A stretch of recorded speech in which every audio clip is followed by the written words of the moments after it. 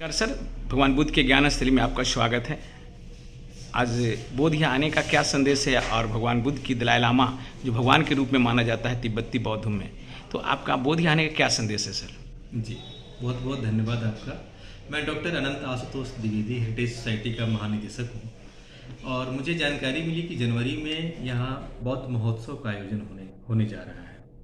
उस सिलसिले में मेरी इच्छा बहुत जागृत हुई कि वर्तमान में बोधगया परिक्षेत्र में बहुत कम वैसे गांव हैं जिसके बारे में लोग जानते हैं। पूरे गया जिला में लगभग 200 से ज़्यादा धरोहर ग्राम का हमने डॉक्यूमेंटेशन किया है हेरिटेज विलेजेस के ऊपर। उसमें बहुत सारे ऐसे गांव हैं जो बौद्ध धर्म से संबंधित है। तो यह जो आने वाला समय है बौद्ध महोत्सव, यह उसके बाद जो लगातार बोधगया में या गया जिला में आयोजन होता है, यहाँ के लोग अपने क्षेत्र की विरासत के बारे में भली भांति जान पाएँ। सिर्फ उनको यही नहीं लगे कि सिर्फ बोधगया और उसके आसपास 8, 10, 15 गांव ही ऐसे हैं जो इस धर्म से संबंधित है, इस टूरिज्म से संबंधित है। तो यहाँ लोग आएँ, लोग दिनों तक यहाँ रुके, सप्ताह रुके यहाँ, तभी उन जगहों की विरासत को देख पाएंगे। ऐसे यहाँ रह के 200 गांव भ्रमण करेंगे तब उनको मालूम चलेगा कि उस टाइम में अलग अलग टाइम पीरियड में इस रीजन में अलग अलग कितने इंपॉर्टेंट साइट्स थे और लोग यहाँ रहते थे। और वर्तमान में ऐसी बात निकल के सामने आती है कि बोधगया और आसपास में बहुत कम दिन तक लोग रहते हैं, न के बराबर लोग रहते हैं। लोग आते हैं, दर्शन करते हैं तो लौट जाते हैं। तो उनको एक अवसर प्रदान करने आए हैं हम कि ताकि उसके गांव के बारे में वो भली भांति जान सकें कि कौन कौन गांव है और किस किस काल से संबंधित है और बौद्ध धर्म से वह किस घटना से संबंधित है, बौद्ध धर्म की किस तरह की मूर्तियाँ वहाँ मिलती है, किस तरह के अभिलेख वहाँ मिलते हैं।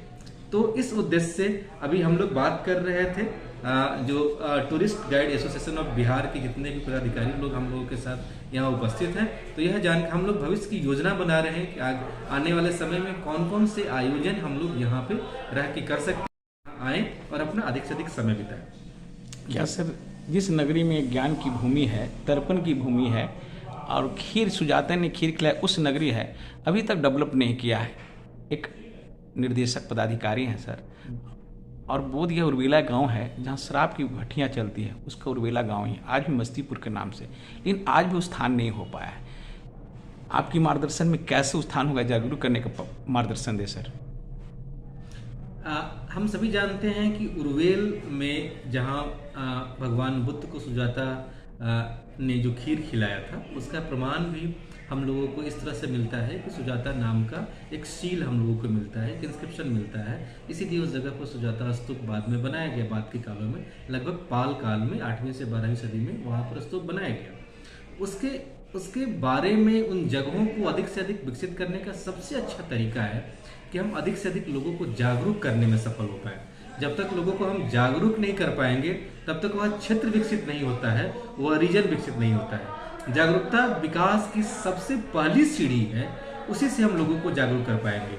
और रही बात जो आप अलग अलग व्यवसाय के बारे में आप बातचीत कर रहे थे, तो वर्तमान में इसमें पूरे बिहार में इसमें बहुत विस्तृत रूप से चर्चा हो रही है और लोगों को जागरूक किया जा रहा है कि लोग वैसा कार्य न करें जिससे लोगों को हानि हो रही हो, आर्थिक हानि हो रही हो, शारीरिक हानि हो रही हो।